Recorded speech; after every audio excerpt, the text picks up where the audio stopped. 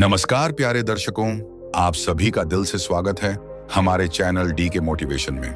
बूढ़ी चिड़िया ने बताया कि आखिरकार कपट से अर्जित धन का उपभोग करने वाले को परमात्मा किस प्रकार का दंड प्रदान करते हैं। यह प्रश्न अत्यधिक गूढ़ है प्रिय दर्शकों। ऐसा कहा जाता है कि चाहे मृत्यु ही क्यों ना आ जाए, परंतु कभी भी छल कपट से अर्जित धन का उपभोग नहीं करना चाहिए, क्योंकि ईश्वर सब देखता है। जो व्यक्ति छल और धूर्तता से धन संचित करते हैं, वे न केवल अपने लिए अधर्म का बोझ बढ़ाते हैं, बल्कि दूसरों के पापों का भार भी अपने सिर पर ले लेते हैं। आज की यह कथा आपको अंदर तक झकझोर देगी और आपको गहराई से विचार करने के लिए मजबूर कर देगी। नमस्कार प्रिय दर्शकों, हर हर महादेव। तो चलिए प्रिय दर्शकों, बिना समय गंवाए आरंभ करते हैं आज की प्रेरणादायक कथा। जो लोग धोखे और चालबाजी से संपत्ति अर्जित करते हैं, वे यह समझते हैं कि वे बहुत चतुर हैं, किंतु ईश्वर का न्याय अटल होता है। जो लोग दूसरों का अधिकार छीनकर धन एकत्र करते हैं, उन्हें मृत्यु के पश्चात भयंकर यम यातनाओं का सामना करना पड़ता है। उनके लिए विशेष प्रकार के नरक निश्चित होते हैं। असली सुख और समृद्धि केवल सत्य और ईमानदारी से कमाए गए धन से ही प्राप्त होती है। बेईमानी से कमाया गया धन अंततः दुख और संकट का कारण बनता है। ईश्वर का न्याय अडिग और निष्पक्ष होता है। बेईमानी से अर्जित संपत्ति जीवन को कष्टमय बना देती है और अंत में कठोर दंड का कारण बनती है। सत्य और धर्म का मार्ग ही वास्तविक सुख और शांति प्रदान करता है। प्रिय दर्शकों, बहुत समय पहले की बात है। एक नगर में एक अत्यंत विनम्र और धर्मपरायण किसान रहता था। वह अत्यंत निर्धन था और उसका परिवार कठिनाई से अपना जीवन यापन करता था। फिर भी वह परमात्मा पर विश्वास रखते हुए संतोषपूर्वक अपना जीवन व्यतीत कर रहा था। कुछ समय बाद किसान के घर एक पुत्र ने जन्म लिया। इस बालक का आगमन उनके घर में अपार आनंद और उत्साह लेकर आया। वर्षों के इंतजार के बाद उनके आंगन में यह सुखद ध्वनि गूंजी थी। किसान और उसकी पत्नी का हृदय इस अनमोल उपहार के लिए भगवान के प्रति कृतज्ञता से भर उठा। जैसे ही इस शुभ समाचार की खबर आस पड़ोस में फैली, सभी लोग बधाई देने और बच्चे को आशीर्वाद देने के लिए किसान के घर आने लगे। किसान का घर खुशी और उल्लास से भर गया। इसी शुभ अवसर पर एक दिव्य महात्मा भिक्षा के लिए किसान के द्वार पर पधारे। किसान ने जब उन्हें देखा तो उनके चरणों में झुककर उनका स्वागत किया और उनसे घर में प्रवेश करने की प्रार्थना की। किसान ने बड़े आदर भाव से कहा, गुरुदेव, आप हमारे घर आए हैं, यह हमारे लिए सौभाग्य की बात है। कृपया भीतर पधारें, कुछ जलपान ग्रहण करें और मेरे पुत्र को अपना आशीर्वाद दें। महात्मा जी किसान की श्रद्धा देखकर मना नहीं कर सके और घर के भीतर आ गए।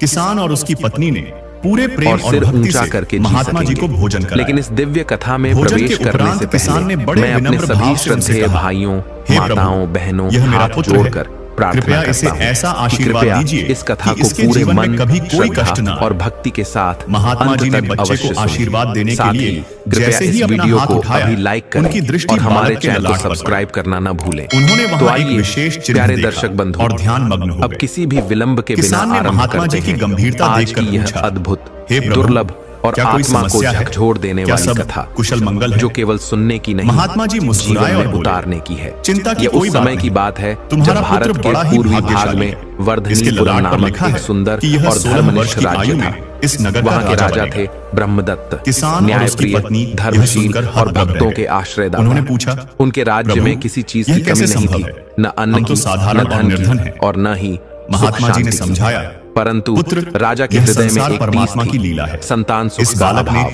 अपने पिछले जन्म शहरानियों में के ऐसे होते हुए पुण्य भी किए हैं, कोई जिनके संतान न कारण होने इसे के इस जन्म कारण में उनका यह हृदय सौभाग्य अक्सर प्राप्त व्याकुल होगा। रहता। जैसे एक ही दिन वे यह प्रभु 16 के वर्ष नाम का का होगा, स्मरण करते इसका हुए विवाह वन इस गमन नगर के के राजा बहाने की पुत्री शिकार से पर होगा निकले और इसे वापसी राजा में की संपत्ति जब वे एक एवं ग्राम गद्दी क्षेत्र प्राप्त से होगी। होकर लौट रहे यह थे, सब मैं इसकी तभी भाग्य रेखा भगवान की देखकर कह लीला रहा ने हूं। उनकी जीवन दिशा ही महात्मा जी बदल के दी। वचनों को सुनकर एक पुरानी किसान झोपड़ी और के उसकी पत्नी समीप का हृदय उन्होंने एक आनंद कन्या से को भर देखा। गया। धूप में उन्हें तपता ऐसा उसका प्रतीत मुख, हुआ भूसे मानो में उनके घर उलझे में केश, स्वयं मिट्टी भगवान से ने सना जन्म लिया। शरीर,